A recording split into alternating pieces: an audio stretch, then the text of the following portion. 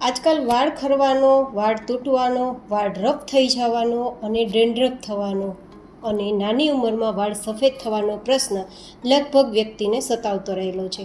તેનું કારણ આપણી આજની ખાણીપીણી પણ છે અને આપણે જે કેમિકલવાળા શેમ્પૂ, પેક અને ઓઇલ લગાવતા થઈ ગયા છે તે પણ રીઝન છે. તો આજ હું મારો ખુદનો એક્સપિરિયન્સ તમને બતાવીશ. એકદમ ઓછા ખર્ચે અને એકદમ ઓછા સમયમાં તમે વાળને સ્મૂધ, સિલ્કી, શાઇની અને સફેદ થતાં અટકાવશો અને એટલું સારું રિઝલ્ટ આવશે કે પાર્લરના 10,000ના તમે કેરાટીન ટ્રીટમેન્ટ લ્યો છો તેનાથી પણ ઓછી કિંમતમાં વધારે સારું રિઝલ્ટ મળશે. તો આપણે એક પેક તૈયાર કરીશું. તો પેક તૈયાર કરવા માટે પહેલી સામગ્રી રહેશે મીઠા લીમડાના પાન. અહીંયા મીઠા લીમડાના પાન છે તે આપણે સૂકવી અને તેનો પાવડર તૈયાર કરીને ઉપયોગમાં લેશું. તો અહીંયા આપણે સૂકવેલા મીઠા લીમડાનો પાવડર 2 ચમચી જેટલો ઉપયોગમાં લેશું. મીઠા લીમડાના પાનની અંદર vitamin B, vitamin C, protein અને એવા કેટલાય એન્ટીઓક્સિડન્ટ રહેલા હોય છે જે આપણા માથાનું તાળવું આપણે કહીએ છીએ, જે સ્કાલ્પ હોય છે તેની ચામડીને સંપૂર્ણ રીતે પોષણ આપે છે. તેમાં એમિનો એસિડ ભરપૂર હોવાથી તે પાંદડા આપણા વાળને ચમક આપે છે અને તેની અંદર કેલ્શિયમ, આયરન અને ફોસ્ફરસ હોવાથી આપણા ખરતા વાળને અટકાવે છે.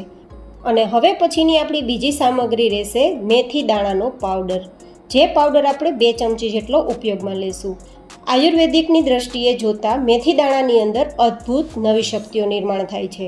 આ નાના દેખાતા પીળા રંગના દાણા જેટલા નાના દેખાય છે તેટલા જ પ્રમાણમાં મોટા અને શક્તિશાળી પણ છે અને તમારા વાળને એટલા બધા ચમકીલા અને એટલા બધા સ્મૂધ, સોફ્ટ કરી દેશે કે તમારા વાળને જે કોઈ લોકો જોશે ને તે આ વાળ કઈ રીતે આટલા સિલ્કી શાઇની થયા છે તેનું રહસ્ય પણ પૂછવા લાગશે.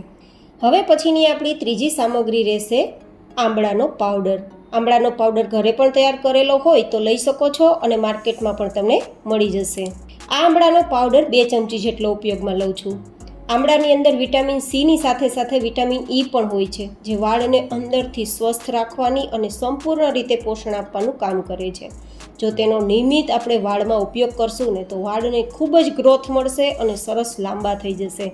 આંબળાના તો ફાયદા તમે લોકો જાણો જ છો.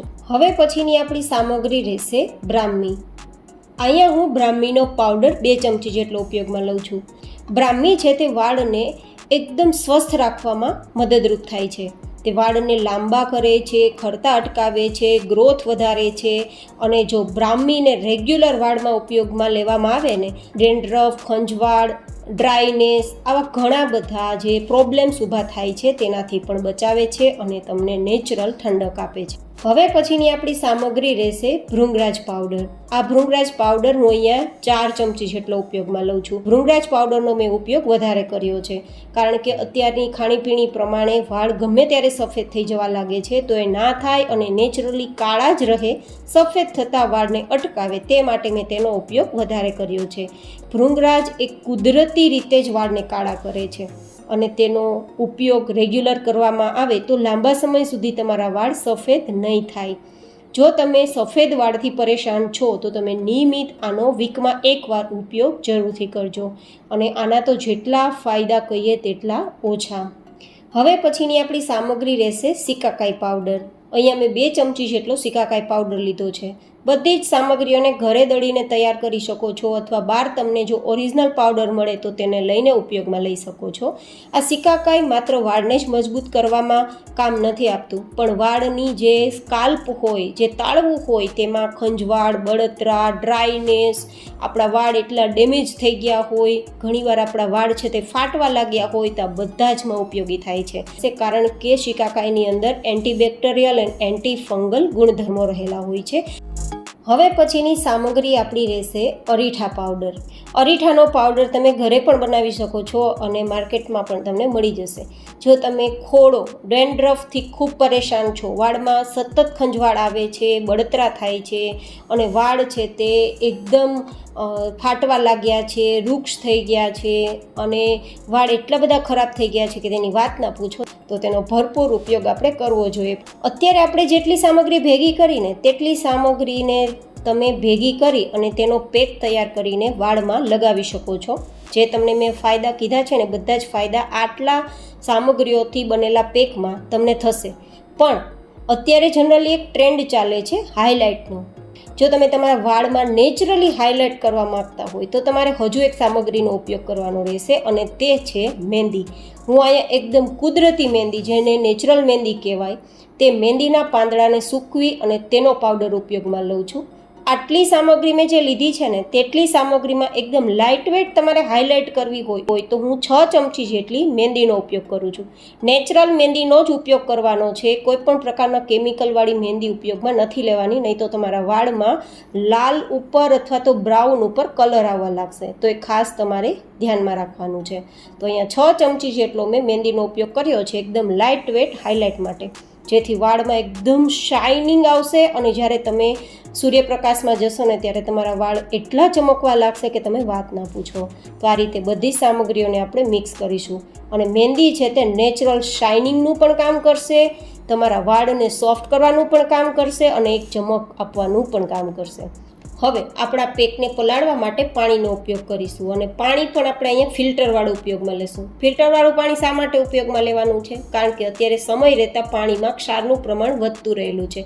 તો વાળને ખરવાનું કારણ પાણીમાં રહેલો ક્ષાર પણ છે. વરસાદનું પાણી જો તમે સ્ટોર કરતા હોય અને વરસાદનું પાણી તમારા ઘરે હોય તો એ ક્ષાર વગરનું પાણી છે, તે પાણીનો પણ તમે ઉપયોગ કરી શકો છો.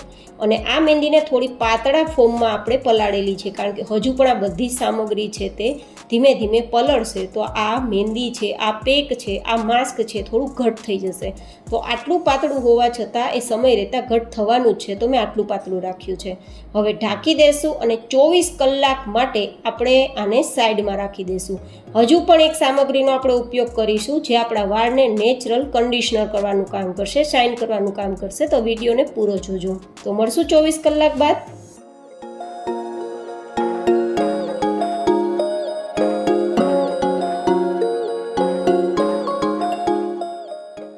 24 કલાક બાદ આપણી આ પેક છે આટલું ઘટ થઈ ગયું છે અને આટલો કલર ચેન્જ થઈ ગયો છે.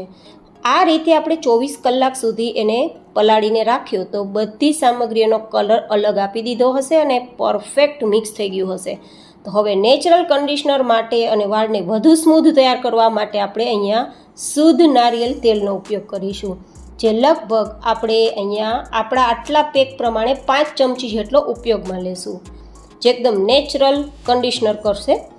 બિલકુલ વાળ ફાટશે નહીં અને ડ્રાય પણ નહીં થાય, કારણ કે આમાં આંબળાનો પાવડર ને બીજી ઘણી સામગ્રીઓ ઉપયોગમાં લીધી છે ને, જે વાળને થોડા હાર્ડ કરી શકે છે, થોડા ડ્રાય કરી શકે છે. તો તે ના થાય તે માટે મેં અહીંયા 5 ચમચી જેટલું તેલ ઉપયોગમાં લીધું છે ને બરાબર બધું મિક્સ કરી દઈશું. અને મિક્સ કર્યા બાદ કઈ રીતે આપણે આ જે પેક તૈયાર કર્યો છે તેને માથામાં એપ્લાય કરવો, લગાવવો, તે પણ ખાસ જોવાનું.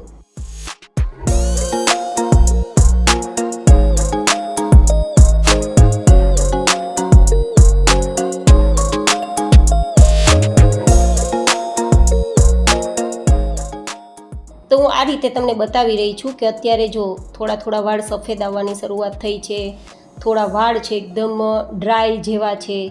આ રીતે વાળ થઈ ગયા હોય તો પણ તમે ઉપયોગમાં લઈ શકો છો. પણ કઈ રીતે નાખવાની છે મહેંદી? હાથનો ઉપયોગ કરીને પણ એપ્લાય કરી શકો છો, અને જો તમારી પાસે આ રીતે મહેંદી યુઝ કરવાનું બ્રશ હોય તો તે રીતે પણ કરી શકો છો. તો તમારે આ રીતે માથાની પાથીએ કહેવાય, જેને તાળવા સુધી કહેવાય, જેને વાળના મૂળ સુધી કહેવાય, આ રીતે પેકને લગાવવાનો છે. હું તમને આ રીતે બતાવું છું. અને મારા વાળ જો કેટલા ડ્રાય છે, એકદમ ખરાબ વાળ થઈ ગયા છે, આ વાળમાં પણ હું તમને આ રીતે લગાવીને બતાવું છું. અને એકવાર આ લગાવાઈ જાય પરફેક્ટ, પછી તમારે જે હેર કેપ આવે છે તે પહેરી લેવાની, અથવા તો જે પ્લાસ્ટિકની કોથળી હોય તેને પણ તમારે કવર કરી દેવાનું, ઢાંકી દેવાનું. આ રીતે કરવાથી તમારી મહેંદી સુકાશે નહીં. જનરલી શું થાય, મહેંદી છે તે સુકાઈ ગઈ હોય ને તો પછી વધારે પ્રમાણમાં પાણીનો પણ ઉપયોગ કરવો પડે છે, ધોવામાં પણ વાર લાગે છે અને વાળ છે તે ખેંચાવા લાગે છે. આવું ના થાય તે માટે આપણી મહેંદીને આ રીતે ઢાંકીને જ પછી આપણે છોડી દેવાની. બને તો 2 કલાકનો સમય આપજો, પણ જો તમારી પાસે સમય ના હોય તો 1 કલાક પછી તમે સાદા પાણીથી વાળને ધોઈ શકો છો.